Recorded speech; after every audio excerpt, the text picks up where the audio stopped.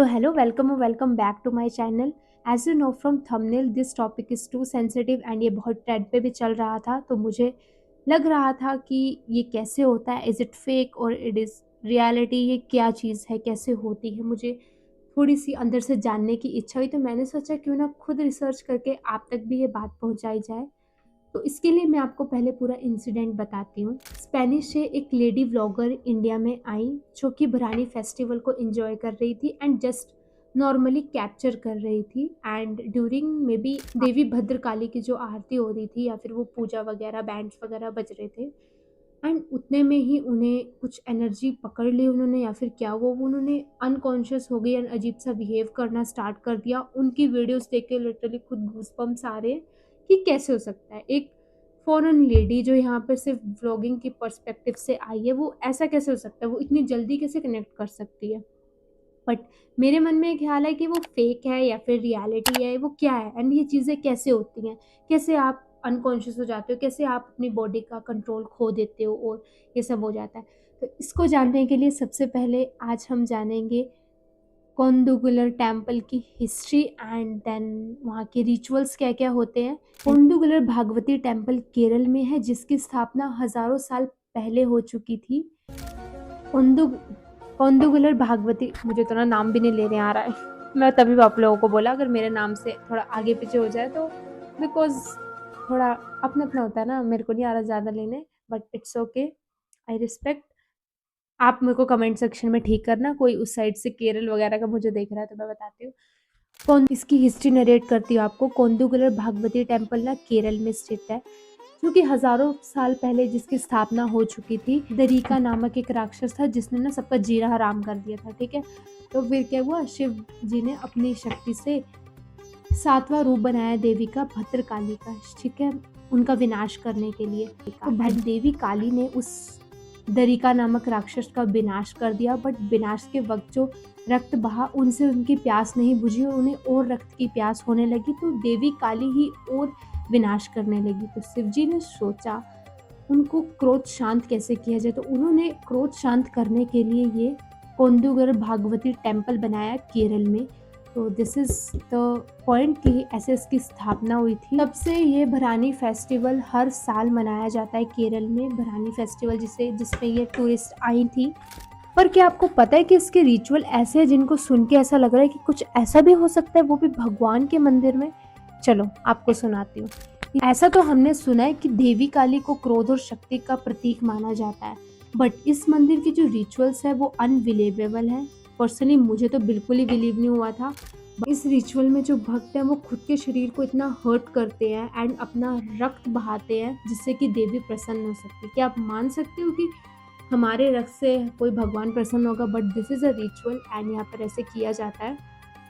पर according to science इस पे बिलीव करना भी असंभव है और इस पे बिलीव ना करना भी असंभव है। क्यों? क्योंकि साइंटिफिकली जितने भी भक्त हैं जो अपना रक्त बहा के देवी को प्रसन्न करते हैं, इनकी रिकवरी बहुत ही जल्दी होती है और इन्हें कोई भी हार्म नहीं होता है, बिल्कुल भी हार्म नहीं होता है इन्हें। नहीं तो ऐसा नॉर्मल पर्सन ऐसा इतना कुछ ब्लीड होगा तो वो कैसे बचेगा, या फिर रिकवरी करने में इतना टाइम लग जाएगा। सेकंड, इसका इस मंदिर में कभी भी साफ सफाई नहीं होती है। आज तक इसमें जितने भी पुजारी हैं, जितने भी भक्त हैं, किसी ने इसमें साफ सफाई नहीं की है, और जो कोशिश भी करता है उसके साथ कुछ अजीब घटनाएं होती हैं, जो कि स्थानीय लोगों ने भी बताया है। आपने कभी सुना है किसी भक्त को भगवान को गालियां देते हुए?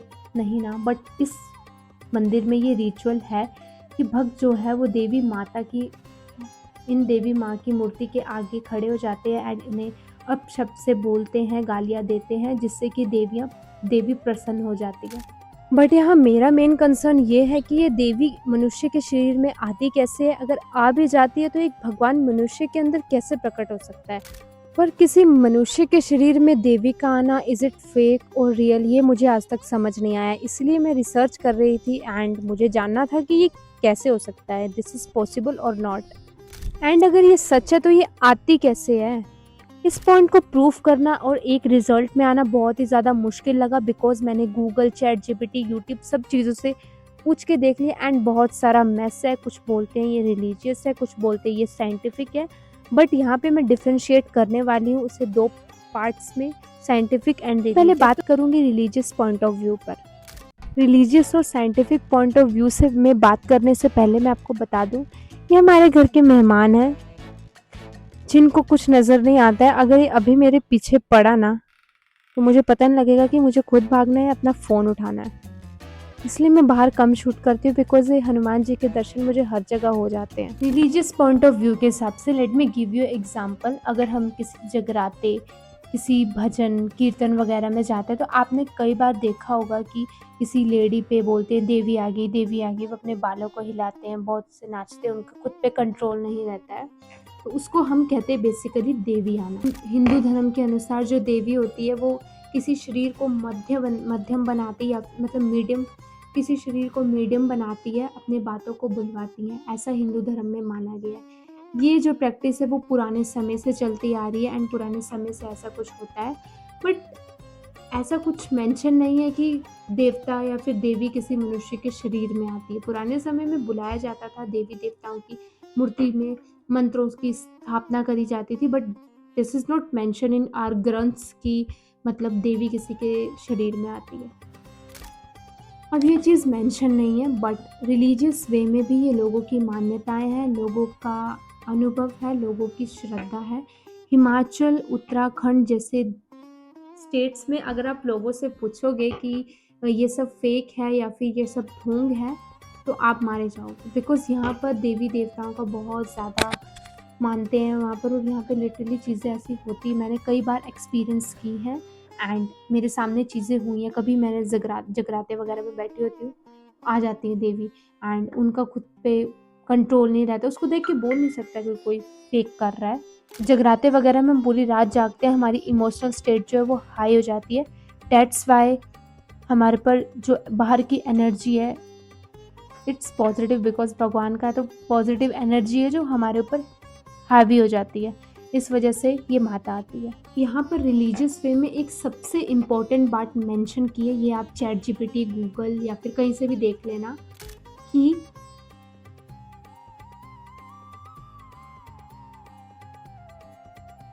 ये, बट सबसे इम्पोर्टेंट बात ये है कि धार्मिक नज़रिए से ये चीज़ हमारी श्रद्धा अनुभव पर बेस्ड है, बट इसका कोई एग्जैक्ट प्रूफ साइंटिफिकली नहीं है इस चीज़ का कि ह्यूमन बॉडी पे देवी आती है या फिर आ सकती है। That's it. अगर रिलीजियस वे की मैं आपको एक शॉर्ट समरी बता दूँ तो just this is of believe. अगर आप बिलीव करते हो तो आपके साथ वो हो जाता है, और नहीं करते हो तो नहीं।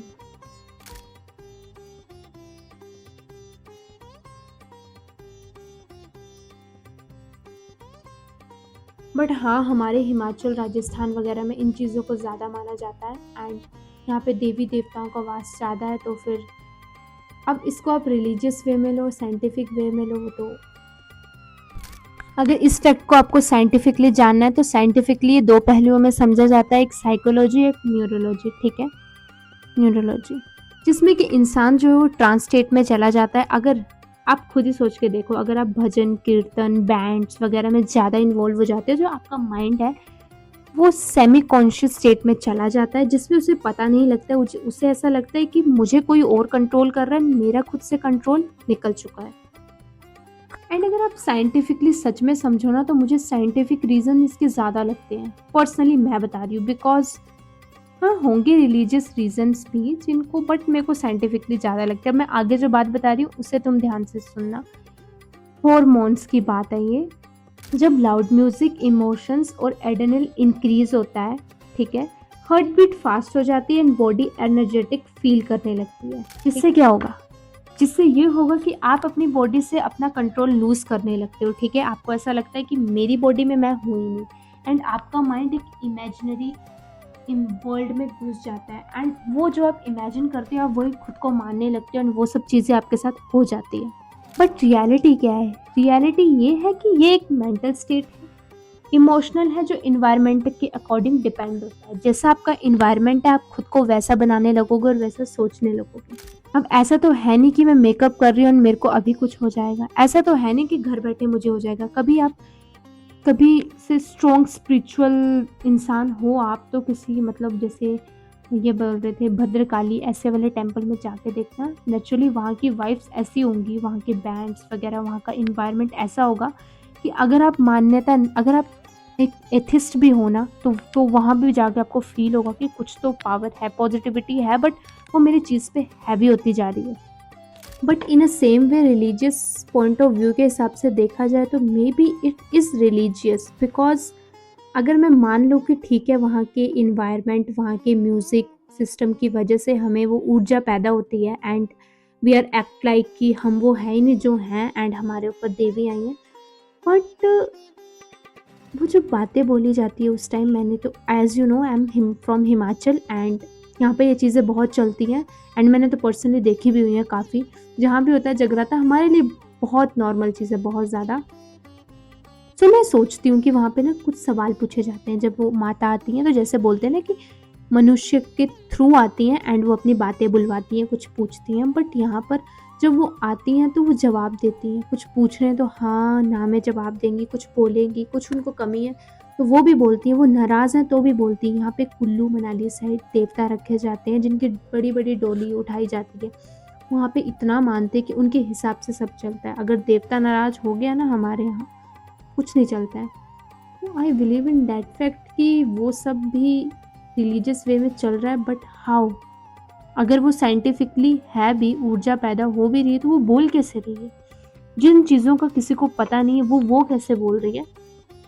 May be it is scientific, may be it is religious, but in case of foreigners, अगर वो टूरिस्ट यहाँ पर आए हैं, उन पे वो चीज़ है भी है, तो वो मेरे हिसाब से थोड़ी साइंटिफिकली जा सकती है, बिकॉज उन्हें तो इन चीज़ों के बारे में कुछ नहीं पता। वो मतलब उन्होंने तो एक्ट ही ऐसा किया था कि उनके ऊपर चीज़ कोई हैवी होगी। This is called energy. उन्होंने उस मंदिर की एनर्जी को वो अपने अंदर अडेप्ट नहीं कर पाए। वहाँ के जितने भी इन्वायरमेंट था उनको देख के वो थोड़े हाई एनर्जी में चले गए थे। एंड लास्ट का कॉन्सेप्ट पता है क्या है? ये साइंटिफिकली प्रूव नहीं है कि किसी इंसान के शरीर में देवी या फिर देवता आते हैं, but it's all depend upon your thoughts कि आप किस एक्सप्लेनेशन में ज़्यादा बिलीव करते हैं। If you are believing in religious fact तो आपको वही लगेगा एंड आपको ऐसा लगेगा कि हाँ मेरे अंदर आए हैं देवता ये वो। अगर आप साइंटिफिक फैक्ट्स में बिलीव करते हैं तो आपको ऐसा कभी भी एक्सपीरियंस नहीं होगा, बिकॉज आप इन्वॉल्व ही नहीं हो पाओगे ज़्यादा उस चीज़ पे। So it's all depend upon you, आप किस एक्सप्लेनेशन में ज़्यादा बिलीव करते हैं। And thank you, that's it for today. मिलते हैं अगली वीडियो में।